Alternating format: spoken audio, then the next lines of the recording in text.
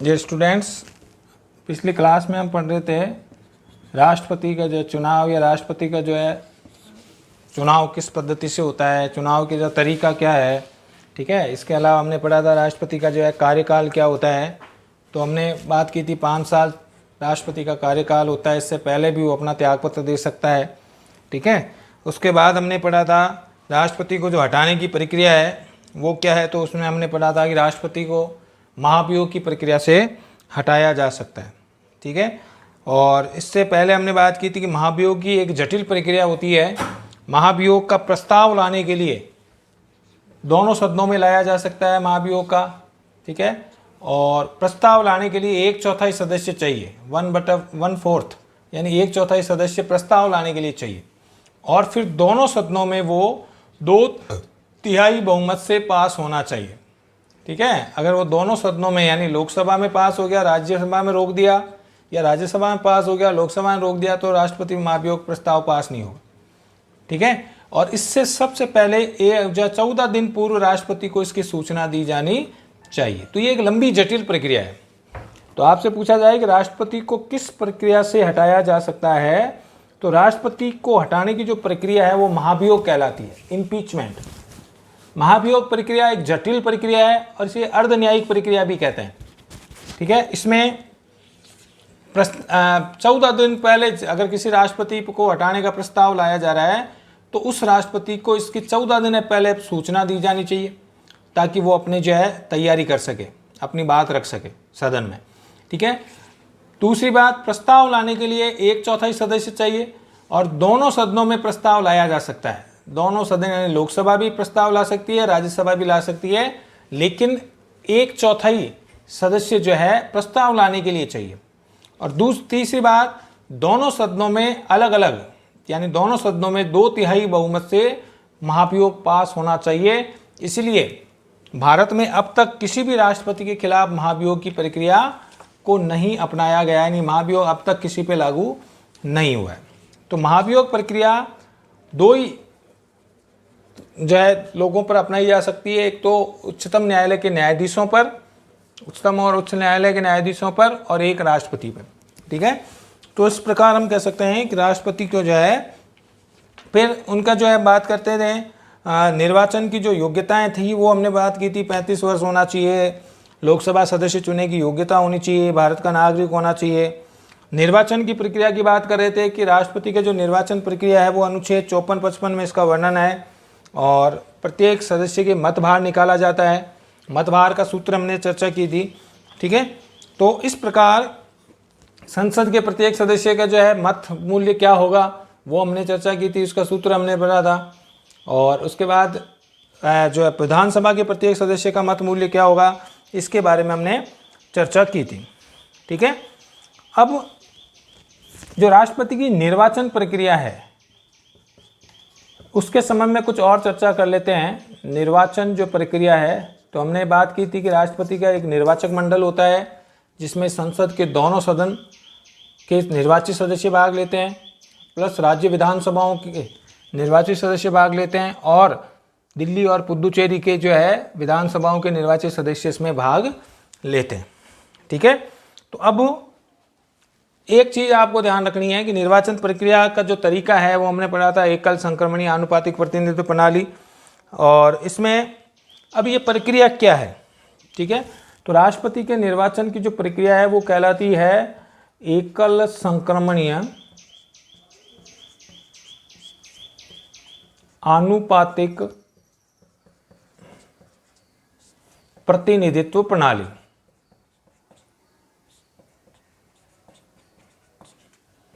एकल संक्रमणीय आनुपातिक प्रतिनिधित्व प्रणाली।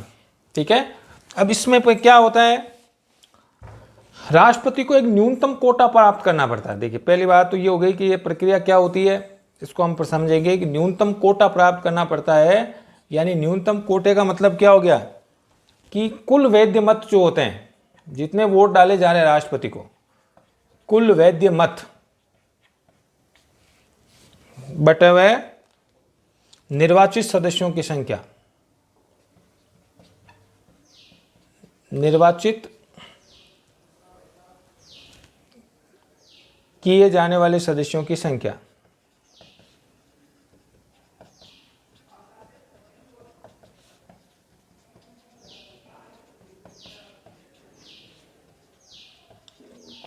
निर्वाचित किए जाने वाले सदस्यों की संख्या +1। ठीक है, जैसे कुल वैध मत कितने हैं, तो कुल वैध मत जैसे माना कि राष्ट्रपति के 2500 वैध मत हैं, सारे विधानसभाओं के, राज्यसभा जो है संसद के सदस्यों को मिलाकर, तो 2500 में से अगर 2 कैंडिडेट खड़े हो रहे हैं, ठीक है, राष्ट्रपति का चुनाव 2 व्यक्ति लड़ रहे हैं, तो कितने मत चाहिए, तो 2 कैंडिडेट होते हैं, तो मतलब जीतने वाले को कितने मत चाहिए, 1250। 2500 का आधा क्या हो गया, 1250 + 1, यानी वही कैंडिडेट माना जीता हुआ माना जाता है जो कितने वोट लेके आए, 1251, आधे से ज़्यादा, एक ज़्यादा। ठीक है, तो वो न्यूनतम कोटा प्राप्त करने वाला जो आवश्यक, ऐसा नहीं है 2500 में से 1 वोट किसी को ज़्यादा मिल गया तो वो जीत जाएगा, ऐसा नहीं है। वही व्यक्ति राष्ट्रपति माना जाएगा या चुना जाएगा जो जितने कैंडिडेट खड़े हो रहे हैं उसका आधे से 1 अधिक। ठीक है, वो उतने हैं। अगर 3 कैंडिडेट खड़े होते हैं तो देख लो आप, 3 कैंडिडेट खड़े होते हैं तो 3 का भाग दे दो, इसमें लगभग 800 850 के आसपास हो जाएगा। ठीक है, तो 800 और कुछ मत जो है वो प्राप्त करने जरूरी है। तो यहाँ पर जैसे 2 कैंडिडेट खड़े हो रहे, कुल वैध मत माना कि 2500 वोट है सारे, अब 2 कैंडिडेट खड़े हो रहे तो दोनों, यानी जीतना वाला वही व्यक्ति जीता हुआ माना जाएगा जो 1251 वोट लेके आए। ठीक है, तो ये न्यूनतम कोटा कहलाता है। कुल वैध मत बटे अपॉन जो है निर्वाचित किए जाने वाले जितने वैध कैंडिडेट प्रत्याशित हैं उनका +1, तो ये लाना जरूरी है। ठीक है, और जिस व्यक्ति को न्यूनतम वोट नहीं मिलते वह जीता हुआ नहीं माना जाएगा। अब इसमें क्या होता है, एकल संक्रमणीय प्रणाली क्या होती है, देखिए इसमें जितने व्यक्ति खड़े होते हैं, जितने कैंडिडेट खड़े होते हैं, सभी को वरीयता के आधार पर वोट दिया जाता है। ठीक है, यानी मतदाता अपनी वरीयता के आधार पर सभी को वोट देता है। जैसे 3 कैंडिडेट खड़े हैं या 4 कैंडिडेट खड़े हैं, ठीक है, जैसे 4 कैंडिडेट खड़े हैं तो इसमें वरीयता चुनी जाती है। अब एग्जाम्पल लेते हैं, जैसे 4 व्यक्ति खड़े हैं, ए, बी, सी और डी, 4 व्यक्ति राष्ट्रपति का चुनाव लड़ रहे हैं। ठीक है, तो चारों को वरीयता के आधार पर हर चारों को वोट मिलेगा। अब जैसे कोई व्यक्ति बी को पसंद करता है तो वो पहली वरीयता पर इसको रखेगा, सी को दूसरी वरीयता पर रखेगा, ए को तीसरी वरीयता, और यानी चारों को वोट देता है, चारों को अपनी प्रेफरेंस के आधार पर वोट देता है। ठीक है, अब जीता हुआ व्यक्ति वही माना जाएगा, कौन, कि जो आधे से अधिक मत प्राप्त कर ले, यानी 1251 वोट प्राप्त करे तो वो जीता हुआ माना जाएगा। अब अगर माना कि जैसे हम देखें कि जितने कैंडिडेट, जितने जो मतदाता हैं वो सभी को वोट देते हैं, जितने कैंडिडेट हैं उनको वरीयता के आधार पर चुनते हैं, यानी अपनी पसंद और वरीयता निर्धारित करने। यदि मतगणना करने पर इसको, जैसे बी गए, सभी 1251 वोट मिल गए बी को, यानी ये इतने वोट अगर न्यूनतम कोटा प्राप्त कर लेता है तो वो जीता हुआ माना जाता है। और अगर प्रथम वरीयता में, हम कह सकते हैं प्रथम जो मतगणना है उसमें अगर किसी व्यक्ति को पूरे वोट नहीं मिले, ठीक है, तो क्या किया जाएगा कि दूसरी बार मतगणना की जाएगी। दूसरी बार मतगणना का मतलब हो गया कि जो सबसे कम वोट ला रहा है उसको बाहर निकाल दिया जाएगा। ठीक है, जैसे हम कह रहे हैं कि माना कि चारों में व्यक्ति, एक व्यक्ति को 1000 वोट मिले, दूसरे व्यक्ति को 800 वोट मिले, ठीक है, तीसरे व्यक्ति को 300 वोट मिले, और चौथे व्यक्ति को तो कितने हो गए, 1800 300 2100 और ये 300, ये माना इसको 700 हो गए, 1700 3000 और ये इसको मिल गए 400 वोट। ठीक है, 1000 1700 2400, यानी यहाँ पर 400 हो गए और इसको 800 हो गए। ठीक है, अब 2500 वोटर हैं, 2500 वोटर में पहले ए को 1000 वोट मिले, बी को 800 वोट मिले, सी को 300 वोट मिले और डी को 400 वोट मिले। ठीक है, तो अब क्या किया जाएगा, प्रथम वरीयता में 1000 वोट मिल रहे हैं, 1251 चाहिए जीतने के लिए, लेकिन ये न्यूनतम कोटा प्राप्त नहीं कर पा रहा है, तो फिर क्या करेगा, दूसरी मतगणना में जो सबसे कम वोट ला रहा है उसको बाहर निकाल दिया जाएगा, यानी उसके वोटों को क्या कर दिया जाएगा, स्थानांतरित कर दिया जाएगा, ट्रांसफर कर दिया जाएगा। यानी एकल संक्रमणीय, इसका मतलब जो सबसे कम वोट ला रहा है उसको बाहर निकाल दिया जाएगा और उसके वोटों को अन्य वोटों को जो है ट्रांसफर कर दिया जाएगा। अब जैसे 300 वोटों में से माना कि इसको बाहर निकालने पर दूसरी वरीयता में इसको 200 वोट मिले या 100 वोट मिले, इसको 100 वोट मिले और इसको 100 मिले, यानी 300 वोटों को बाहर अलग अलग कर दिया, क्योंकि प्रथम वरीयता में वो आ ही नहीं रहा था। 300 वोट 300 लोग ही चाहते थे कि वो पहली वरीयता में आवे, लेकिन अब वो आ ही नहीं रहा, तो सबसे कम वोट लाने वाले उसके 300 वोटों को क्या कर दिया जाएगा, स्थानांतरित कर दिया जाएगा। ठीक है, अब फिर भी इसमें अभी इसके 1100 हो गए, अभी भी वो कोटा प्राप्त नहीं कर रहा है। इसके 900 हो गए और इसको 500 हो गए, अभी भी न्यूनतम कोटा प्राप्त नहीं कर रहा है। तो द्वितीय मतगणना में भी अगर न्यूनतम कोटा प्राप्त नहीं कर रहा है तो फिर ये प्रक्रिया तब तक चलती रहेगी जब तक किसी एक व्यक्ति को न्यूनतम कोटा नहीं मिल जाए। ठीक है, तो अब क्या होगा, जैसे सबसे कम इसको मिल रहे हैं तो इसके 500 वोटों को क्या कर दिया जाएगा, इसको बाहर निकाल दिया जाएगा। अब 2 ही कैंडिडेट रह गए। ठीक है, तो अब 2 कैंडिडेट, इसके 250 माने कि इसको जैसे इसमें से 300 वोट इसको मिले थे दूसरी तृतीय वरीयता में और इसको 200 वोट मिले थे, तो अब ये न्यूनतम कोटा यानी 1400 वोट हो गए और ये 900 और 200 1100 वोट हो गए। इसका मतलब ये जो एक कैंडिडेट है ये तीसरी मतगणना में जीता हुआ। तो इस तरह इसको एकल जो है सिंगल ट्रांसफर यानी एकल संक्रमणी मत पद्धति कहते हैं, वोटों को ट्रांसफर कर दिया जाता है। तो इस तरह चरण में उम्मीदवार को निर्धारित वोट नहीं मिलते तो उस उम्मीदवार को उससे जो है उसे मुकाबले से हटा दिया जाएगा और प्रथम चरण में सबसे कम वोट मिलने वाला जो है, जिसको सबसे कम वोट मिले प्रथम चरण में, वो सबसे बाहर हो जाएगा। तो ये अन्य उम्मीदवारों को उसके वोट हस्तांतरित कर दिए जाएंगे, ट्रांसफर कर दिए जाएंगे और ये प्रक्रिया तब तक चलती रहेगी जब तक किसी एक उम्मीदवार को न्यूनतम कोटा प्राप्त ना हो जाए। तो इसका मतलब ये कहलाती है एकल संक्रमणी पद्धति। अब इसमें सभी को वोट दिया जाता है, वरीयता तय की जाती है। तो ये है राष्ट्रपति के चुनाव का तरीका, एकल संक्रमणीय मत पद्धति। ठीक है, तो ये जीतने वाले को न्यूनतम कोटा प्राप्त करना आवश्यक होता है। तो ये राष्ट्रपति के चुनाव की जो है पद्धति हो गई। और फिर हम बात करते हैं अगला पॉइंट, राष्ट्रपति के वेतन भत्ते। राष्ट्रपति 5वां पॉइंट है, राष्ट्रपति के वेतन भत्ते,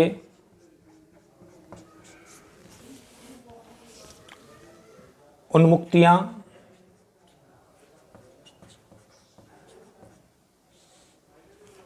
विशेषाधिकार। राष्ट्रपति को कितना वेतन दिया जाता है, क्या क्या उसकी शक्तियां, विशेष अधिकार उसको क्या हैं, ठीक है, कितना भत्ता दिया जाता है, इन सब के बारे में चर्चा करेंगे। तो वर्तमान में राष्ट्रपति का जो वेतन है, अगर वर्तमान वेतन की बात करें तो राष्ट्रपति को 5 लाख रुपए प्रति माह वेतन दिया जाता है। वर्तमान में राष्ट्रपति का वेतन कितना है, 5 लाख रुपए प्रति माह। ठीक है, और जब वो रिटायरमेंट हो जाता है, 5 साल पूरे हो जाते हैं, तो आधी जो वेतन है, आधा वेतन पेंशन के रूप में दिया जाएगा। यानी 5 लाख का आधा वेतन 2.5 लाख रुपए जो है, जब 5 साल बाद वो रिटायरमेंट हो जाता है, वो या सेवा मुक्त हो जाता है, तो आधा वेतन उसे पेंशन के रूप में दिया जाता है। ठीक है, और अगर उसकी मृत्यु होने पर उसकी जो पत्नी है, उसकी पत्नी को मृत्यु के तक जो है, मृत्यु के बाद भी पत्नी को पेंशन के रूप में आधी राशि दी जाती है। यानी पेंशन की आधी, यानी उसकी पत्नी को पेंशन की आधी जो है, यानी लगभग 2.5 लाख रुपए उसको खुद को पेंशन मिलती है, तो आधी जो है 1 लाख रुपए 25,000 रुपए पेंशन की आधी जो है उसको पत्नी को ताउम्र मिलती है जब तक उसकी पत्नी जिंदा है। तो ये तो हो गया राष्ट्रपति का जो वेतन, यानी स्वयं राष्ट्रपति को अपने पद पर रहते हुए कितने वर्तमान में कितने लाख रुपए वेतन मिलता है, 5 लाख रुपए। और जब वो सेवा मुक्त हो जाता है 5 साल बाद, तो आधा वेतन उसे जो है ताउम्र पेंशन दी जाती है, आधी तनख्वाह पेंशन के रूप में सेवा मुक्त होने पर दी जाती है। और उसकी मृत्यु होने पर उसकी पत्नी को जो है वो पेंशन की आधी राशि, मतलब लगभग 1.25 लाख रुपए उसको पेंशन के रूप में मिलेंगे ताउम्र। ठीक है, तो ये हो गया राष्ट्रपति के वेतन भत्ते। फिर उसके बाद आती है कि राष्ट्रपति का जो है, जहाँ पर राष्ट्रपति रहता है वो राष्ट्रपति भवन है, वो निःशुल्क उससे उन्हें उपलब्ध होगा। राष्ट्रपति भवन दिल्ली में है, जो दिल्ली की रायसीना पहाड़ी, जो रायसीना हिल्स है, वहाँ पर राष्ट्रपति भवन बना हुआ है। रायसीना हिल्स, वहाँ पर राष्ट्रपति भवन बना हुआ है, उसका बिना किराया जो है वो वहाँ पर रहते हैं। ठीक है। और जब तक वो अपने पद पर हैं, उन्मुक्तियाँ क्या क्या है कि जब तक वो अपने पद पर हैं तब तक उन पर कोई भी मुकदमा, दीवानी या फौजदारी मुकदमा उन पर नहीं चल सकता, यानी उन्हें गिरफ्तार नहीं किया जा सकता। ठीक है। जब तक राष्ट्रपति अपने पद पर हैं उन पर किसी भी प्रकार का दीवानी या फौजदारी मुकदमा नहीं चल सकता। ठीक है। और 2 महीने से पहले लिखित नोटिस के बिना उन पर कोई दीवानी कार्रवाई नहीं की जा सकती। ठीक है। इसके अलावा उनके रहने का किराया भत्ता, आने जाने का जो किराया है, या राष्ट्रपति भवन में जो उनका रहने का है, वो सब उनको निःशुल्क दिया जाता है। ठीक है। तो ये हो गए राष्ट्रपति के वेतन, भत्ते और उन्मुक्तियाँ। अब हम पढ़ेंगे इम्पोर्टेंट टॉपिक जो है वो है आपके राष्ट्रपति की शक्तियाँ। तो नया आपका टॉपिक है राष्ट्रपति की शक्तियाँ। तो जैसे कि हमने बात की थी कि राष्ट्रपति एक पावरफुल व्यक्ति होता है, देश का प्रथम नागरिक होता है। इसके नाते उसे संविधान के द्वारा जो है, चूंकि वो कार्यपालिका प्रमुख होता है, इसका मतलब हो गया कि कार्यपालिका प्रमुख होने के नाते उसे जो है संविधान के द्वारा सारी शक्तियां राष्ट्रपति को ही सौंपी जाती है। और साथ में ये लिखा हुआ होता है कि अनुच्छेद 53 के अनुसार राष्ट्रपति अपनी इन शक्तियों का प्रयोग जो है वो स्वयं या अपने अधीनस्थों के माध्यम से, अपनी मंत्रिपरिषद के माध्यम से इनका प्रयोग कर सकता है। इसलिए हम कहते हैं कि राष्ट्रपति जो है भारत में नाम मात्र का कार्यपालिका प्रमुख होता है। वास्तविक प्रमुख जो है वो मंत्रिपरिषद और प्रधानमंत्री होते हैं। ठीक है। तो अगर बात करें कि राष्ट्रपति की जो शक्तियां हैं, उन शक्तियों को हम 2 भागों में बांट सकते हैं। और ये इंपॉर्टेंट प्रश्न है, बड़ा प्रश्न आएगा इसका। तो राष्ट्रपति की शक्तियों को 2 भागों में बांटते हैं।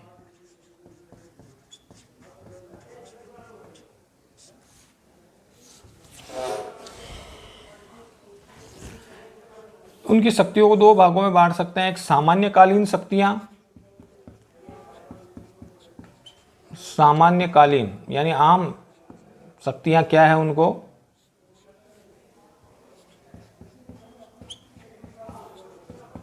और दूसरी टाइप की है आपातकालीन शक्तियां।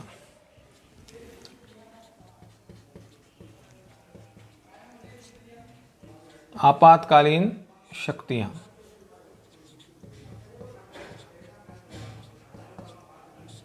ठीक है। सामान्यकालीन शक्तियां और आपातकालीन शक्तियां। देश में जब आपातकाल की स्थिति होती है तो राष्ट्रपति को सबसे ज़्यादा पावरफुल शक्तियां प्राप्त होती है। ठीक है। तो सामान्यकालीन शक्तियों को हम 5 भागों में बांट सकते हैं। नंबर 1, विधायी शक्तियां। विधायी या कानून निर्माण संबंधी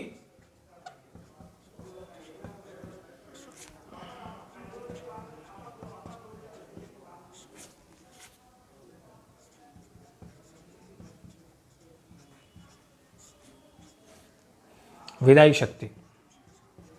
ठीक है। नंबर 2, कार्यपालिका संबंधी शक्ति।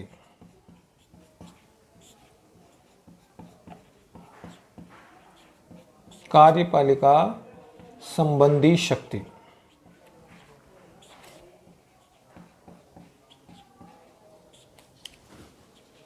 नंबर 3, वित्तीय शक्तियां।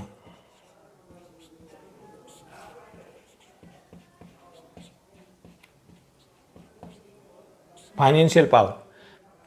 ठीक है। कार्यपालिका संबंधी यानी कार्यपालिका पर खुद कार्यपालिका प्रमुख होता है तो उसके संबंध में उसकी शक्ति क्या है।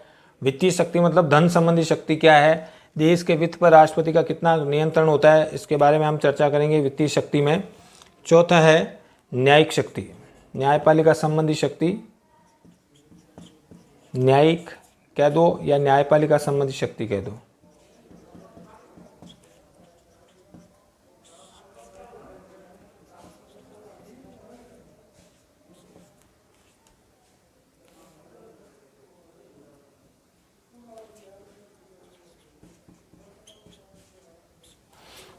पांचवी है सैन्य शक्ति।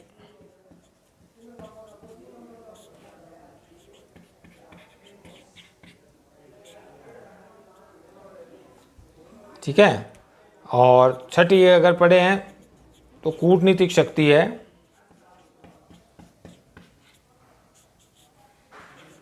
यानी विदेश से संबंधित राष्ट्रपति की जो शक्ति है ये कूटनीतिक शक्ति में आती है। तो मुख्य रूप से 5 शक्तियां हैं। छठी विदेश से संबंधित है, देश के आंतरिक कार्यों से संबंधित शक्ति है। ठीक है, तो सामान्यकालीन शक्तियां जब देश की सामान्य परिस्थितियां होती है, नॉर्मल कंडीशन होती है, तब राष्ट्रपति की जो है शक्तियों को हम 5 भागों में बांट सकते हैं। विधायी यानी कानून निर्माण संबंधी, कानून निर्माण में राष्ट्रपति का क्या योगदान होता है, हमने संसद पढ़ा था, उसके बारे में चर्चा की थी कि राष्ट्रपति की जो है हस्ताक्षर के बिना कोई भी कार्य जो है विधि कानून का रूप नहीं ले सकती, यानी कोई भी जो विधेयक कानून का रूप नहीं ले सकता। कार्यपालिका संबंधी पढ़ेंगे कि किस प्रकार राष्ट्रपति जो है मंत्रिपरिषद और प्रधानमंत्री पर अपना नियंत्रण रखता है, उसके माध्यम से अपना कार्य करवाता है। वित्तीय शक्ति फाइनेंशियल पावर पढ़ेंगे अपन। न्यायिक शक्ति न्यायपालिका संबंधी शक्ति पढ़ेंगे। ठीक है, और सैन्य शक्ति सेना की तीनों सेनाओं का प्रमुख होता है, इसके बारे में पढ़ेंगे। और कूटनीतिक शक्ति यानी विदेश से संबंधित जो है शक्ति, इसके बारे में हम चर्चा करेंगे विस्तृत से। देखिए इसका बड़ा प्रश्न आएगा। फिर हम पढ़ते हैं आपातकालीन शक्ति। आपातकाल का मतलब होता है देश में जब युद्ध, बाहरी आक्रमण या अन्य कोई परिस्थितियां उत्पन्न हो जाए, ठीक है, तो वो स्थिति आपातकाल स्थिति कहलाती है। ठीक है, इमरजेंसी। तो उस समय राष्ट्रपति को कुछ विशेष शक्तियां संविधान द्वारा दी गई है, सौंपी गई है। तो हमने जब संघात्मक एकात्मक शासन पढ़ा था, उस समय भी हमने देखा था कि राष्ट्रपति को देश में जो है आपातकालीन स्थिति में राष्ट्रपति को सबसे पावरफुल शक्तियां प्रदान की गई है। ठीक है, देश का संघात्मक शासन एकात्मक स्वरूप में बदल जाता है। ठीक है, तो ये आपातकालीन शक्तियां कौन कौन सी है, तो राष्ट्रपति की आपातकालीन शक्तियों को हम 3 भागों में बांटते हैं। नंबर 1 राष्ट्रीय आपात। राष्ट्रीय आपात, इसका उल्लेख जो है वो संविधान के हमने पहले ही पढ़ा है, अनुच्छेद 352 में किया गया है।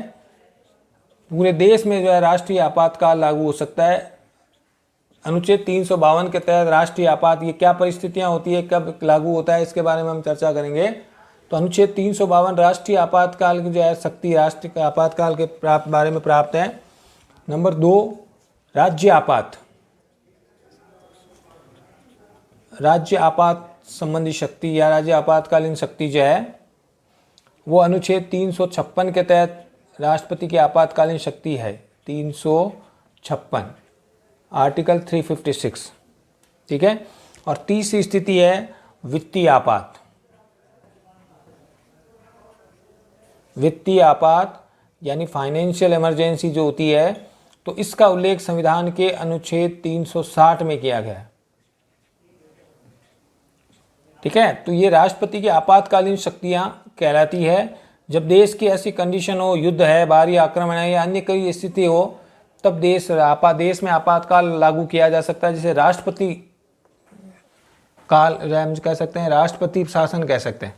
ठीक है, तो संविधान के द्वारा राष्ट्रपति की आपातकालीन शक्तियों को हम 3 भागों में उल्लेख किया गया है, 3 अनुच्छेदों में उसका उल्लेख किया गया है।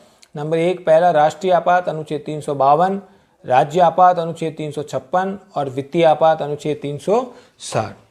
ठीक है, तो ये राष्ट्रपति की जो शक्तियों को हम 2 भागों में आपको डायग्राम से स्पष्ट करना है, उसको ये बनाना है इसको। ठीक है, भाई राष्ट्रपति की सामान्यकालीन शक्तियाँ क्या है और आपातकालीन शक्तियाँ क्या है। तो सामान्यकालीन शक्तियों को हम 5 भागों में बांटते हैं। ठीक है, कानून निर्माण संबंधी शक्ति क्या है, राष्ट्रपति कौन कानून में उसका क्या योगदान होता है कानून निर्माण में। कार्यपालिका संबंधी शक्ति यानी किस प्रकार वो कार्यपालिका प्रमुख होने के नाते क्या क्या कार्य करता है, कौन कौन सी शक्तियाँ और कार्यों का उपयोग करता है। वित्तीय शक्ति यानी देश की आर्थिक स्थिति या वित्तीय स्थिति को वो किस तरह नियंत्रण करता है, उसको हम वित्तीय शक्ति में पढ़ेंगे, फाइनेंशियल पावर में। न्यायिक शक्ति, देश की न्यायपालिका पर राष्ट्रपति का क्या नियंत्रण होता है या राष्ट्रपति का जो है न्यायपालिका में क्या हस्तक्षेप होता है, इसके बारे में हम न्यायिक शक्ति में चर्चा करेंगे। और सैन्य शक्ति, देश की सेना को पर जो है वो किस तरह नियंत्रण रखता है, इसको सैन्य शक्ति में पढ़ेंगे। और कूटनीतिक शक्ति यानी विदेश संबंधी शक्ति जो है इसमें हम पढ़ेंगे कि राष्ट्रपति विदेश संबंधी शक्ति इसकी क्या है। तो कार्यपालिका प्रमुख होने के नाते न केवल वो देश की आंतरिक स्थिति बल्कि देश की बाहरी स्थिति या विदेश जो है नीति को भी वो संचालित करता है। इसके बारे में हम इसमें चर्चा करेंगे। आपातकालीन शक्तियों का प्रयोग तभी किया जा सकता है जब देश में आपातकाल लागू हो। तो राष्ट्रपति की आपातकालीन शक्तियों को हम 3 भागों में बांटते हैं। राष्ट्रीय आपात अनुच्छेद 352, इसमें हम पढ़ेंगे कि युद्ध या बाहरी आक्रमण की स्थिति में, यह सशस्त्र विद्रोह की स्थिति में जो है देश में अनुच्छेद 352 के तहत राष्ट्रपति आपातकाल जो है राष्ट्रीय आपात या राष्ट्रीय आपात की स्थिति लागू की जा सकती है। कौन से अनुच्छेद के तहत? अनुच्छेद 352। राज्य आपातकाल किसी एक या कुछ राज्यों में लागू किया जा सकता है अनुच्छेद 356 के तहत, जब राज्य की स्थिति जो है वो संविधान के अनुसार नहीं चल रही, उसको हम चर्चा करेंगे। और वित्तीय स्थिति में जो है राष्ट्रपति का हम जो है देश की आर्थिक स्थिति जब क्षीण हो जाए, देश की आर्थिक स्थिति खराब हो जाए, तो देश में जो है फाइनेंशियल इमरजेंसी लागू की जा सकती है, वित्तीय आपातकाल, जिसका उल्लेख अनुच्छेद 360 में है। तो इसको हम जो है डिटेल से इसकी चर्चा करेंगे। तो राष्ट्रपति की आपातकालीन शक्तियों को हम 2 भागों में बांटते हैं, सामान्यकालीन शक्तियाँ और आपातकालीन शक्तियाँ। अब हम पढ़ेंगे राष्ट्रपति की सबसे पहले सामान्यकालीन शक्तियाँ। ठीक है, तो इन शक्तियों को हम, तो आज की क्लास में हमने पढ़ा था राष्ट्रपति का जो है निर्वाचन की प्रक्रिया, उसके बारे में हमने चर्चा की थी। और फिर अगला पढ़ा था हमने राष्ट्रपति की जो बाकी की शक्तियाँ क्या है, हमने उसके बारे में चर्चा की थी। राष्ट्रपति की जो है हटाने की प्रक्रिया क्या है, चुनाव का तरीका क्या है, उसकी योग्यताएँ क्या है, निर्योग्यताएँ क्या है, ठीक है, और पदावधि क्या है, ठीक है, और वापस पुनर्निर्वाचन के तरीका क्या है, और उसे हटाने का तरीका महाभियोग क्या है, इन सब के बारे में हमने चर्चा कर ली थी। और अगला जो बड़ा प्रश्न आता है आपके राष्ट्रपति की शक्तियाँ, उसको हम जो है नेक्स्ट क्लास में चर्चा करेंगे। आज के लिए इतना ही, धन्यवाद।